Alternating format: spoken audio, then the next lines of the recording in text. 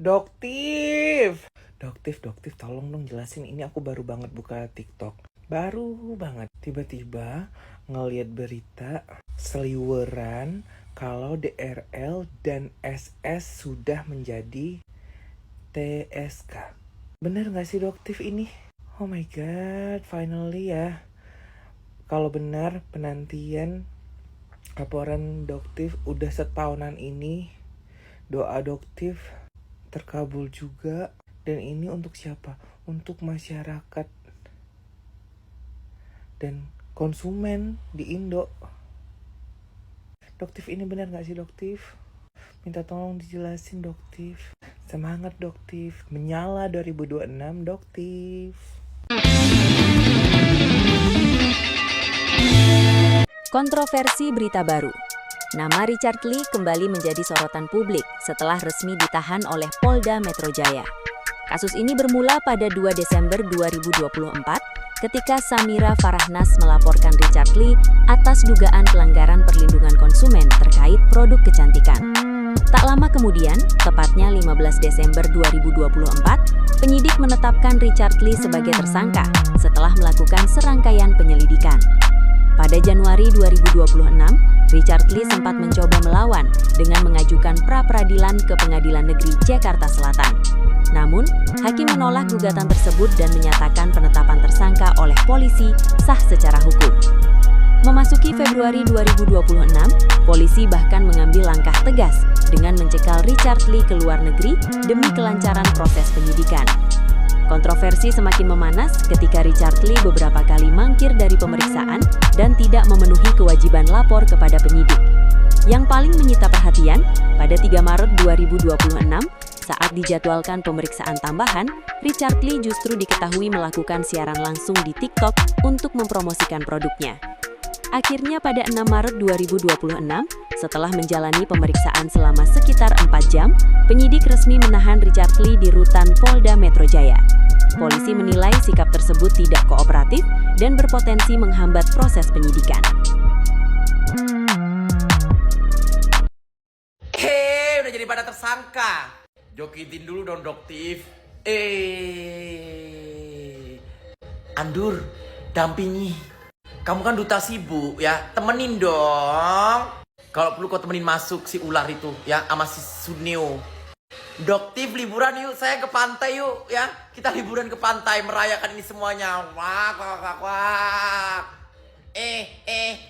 Mampus. Akhirnya Dr. Richard Lee resmi ditahan di Polda ya guys, tanggal 6 Maret kemarin atas laporan yang dilayangkan oleh Doktif ya, atau Dr. Samira.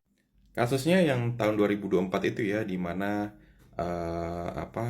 Dr. Samira atau Doktif itu melaporkan Dr. Lee karena ada pelanggaran hak perlindungan konsumen yang dilakukan oleh Dr. Richard Lee karena terindikasi bahwa ada beberapa bahan yang ternyata itu tidak ada di dalam produk kecantikannya. Padahal ditaruh di labelnya, tapi ternyata pas dicek sama Dr. Samira itu nggak ada bahan-bahan aktif tersebut. Nah, karena hal tersebut si Doktif akhirnya melaporkan si Dr. Richard Lee di tahun 2024 dan baru tahun ini akhirnya resmi ya. Jadi nggak ada orang yang kebal hukum di Indonesia ini ya. Semua bisa masuk penjara, masuk bui kalau saya melakukan kesalahan. Apalagi kasus kayak Dr. Richard Lee ini, kalau gue baca-baca katanya sih bisa sampai 12 tahun guys. Padahal udah mualaf ya, kok bisa ditangkap sih? Kalau nggak ada Doktif, mungkin lu semua masih ketipu sama owner skincare nakal. Udah lama ya gue kagak bahas masalah skincare, gatel juga sih mulut gue. Pada kangen nggak? Intinya gue cuma mau berterima kasih ya sama Doktif yang udah berani membongkar dengan segala resiko yang ada. Ya resikonya tuh kagak main-main loh. Lawan-lawannya juga kagak main-main loh. Lawannya tuh bukan manusia, tapi duit. Tapi hari ini ya, dengan menjadinya TSK itu ya, ini menunjukkan ya bahwa tidak ada yang kebal hukum di mata Doktif paling enggak ya. Dan menurut gue cuma Doktif doang nih ya yang bisa nyerang ini orang. Karena udah keterlaluan emang, udah tukang tipu, keterlaluan tingkat dewa itu. Walaupun caranya julid ya kan, terus kayak mama komplek justru harus pakai cara kayak begitu baru mempan. Kalau enggak kagak mempan gitu. Nggak kebayang ya kalau kagak ada Doktif, mungkin lo orang masih pakai skincare yang banyak merkurinya ya, walaupun sekarang juga masih banyak, paling nggak kan berkurang gitu kan. Udah gitu lu masih ditipu ya, lu memperkaya owner-owner skincare yang jualan air isi tai, skincare isi tai, tau nggak? Gua sangat amat tahu cerita ini dari awal ya, karena Doktif tuh selalu cerita sama gue, sampai sekarang pun dia masih cerita sama gue ya. Dan emang bener, cuman kebenaran dan fakta lah yang akan membuktikan, membongkar semuanya, yang akan mengalahkan semua dajjal. Karena gue tahu dari awal sampai akhir ceritanya seperti apa ya, dan gue tahu Doktif itu ya tidak ada niat jahat sama sekali, nggak ada maksud jahat sama sekali ya. Kalau dia jahat nih ya, gue sikat juga pasti lu Doktif ya, jangan main-main lu sama gue kalau lu jahat. Tapi dari semua cerita yang cerita ke gue sampai dari awal sampai akhir dia cerita sama gue, itu selalu fakta dan konsisten, gak ada yang berubah, tidak tiba-tiba amnesia gitu ya. Dan akhirnya apa? Semenjak ada Doktif itu lu ngerasa gak sih, skincare itu yang tadinya harganya selangit ya, harganya sekarang udah mulai affordable, udah mulai sesuai. Ngerasa gak lu semenjak ada Doktif tuh kayak harga-harga skincare berkualitas tuh harganya nggak semahal dulu lagi, seenak jidat mereka mendapatkan keuntungan, kekayaan untuk menambah kekayaan pribadi gitu kan. Terus yang kedua, kita dapat edukasinya loh ya, ternyata kita dapat edukasi mengenai kandungan skincare, bahaya merkuri ya, itu kan bagus banget ya, edukasi yang nggak semua orang tahu. Bahkan sampai sekarang pun yang di pelosok-pelosok itu masih pada kagak tahu merkuri cerot itu apa. Apalagi ya, mengedukasi kebenaran di Konoha ini susah banget, karena banyak banget otak-otak mampet, buzzer-buzzer yang kepengen dapat duit cepat supaya buat makan hari itu ya. Jadi dia ya udah menyerang ya kan, bodoh amat yang mana yang benar, yang penting siapa yang bayar gue gitu kan. Kalau Doktif mah kagak ada buzzer-buzzer ya, yang pertama itu.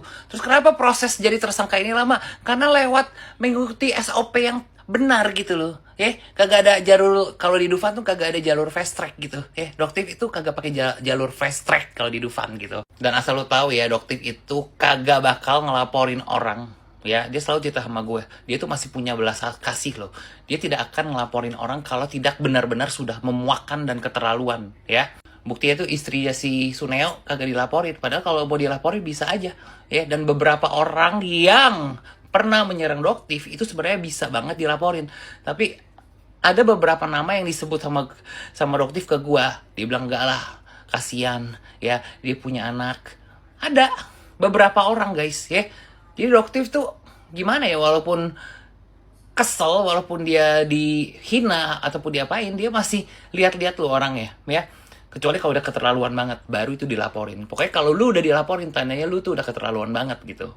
Gila, ini emang drama yang panjang, gue kagak tahu ini selesainya kapan ya. Abis ini lu pada produser boleh deh dibikin film ya, judulnya Mafia Skincare Indonesia gitu kan. Bikin ya, seru tuh pasti, panjang berepisode-episode, masuk ke Netflix aja kalau kagak bisa masuk bioskop gitu ya. Seru. Viral, Dokter Richard ditangkap semalam tuh, beritanya ramai banget guys. Kata gua mahal belum tentu bagus tuh. Muka gue yang geradagan kayak parudan. Kita perempuan biar kata hidup kita tidak mewah, tapi kita kan pengen cakep ya. Kan banyak kosmetik yang murah, yang mahal. Kita pada beli, kita bela-belain biar apa? Biar cakep kita. Nih, muka gue yang banyak jerawat, berminyak, sembuh gara-gara apaan? Gue ikutin kata-kata Doktif. Nih, gue pakai serum Hana Sore, ya kan? Sama apa? Keleh, murah banget.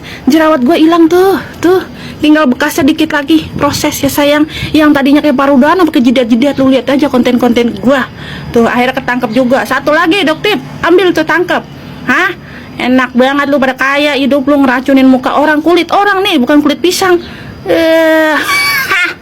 Mampus di penjara 12 tahun. Makanya jadi orang jangan memalsukan produk ya, menipu masyarakat. Makanya jadi orang jangan jadi mafia skincare. Baru aja ditahan, mampus kan? Kejahatan itu nggak selamanya tersembunyi, katanya kebal hukum. Akhirnya ditahankan, menyala 12 tahun.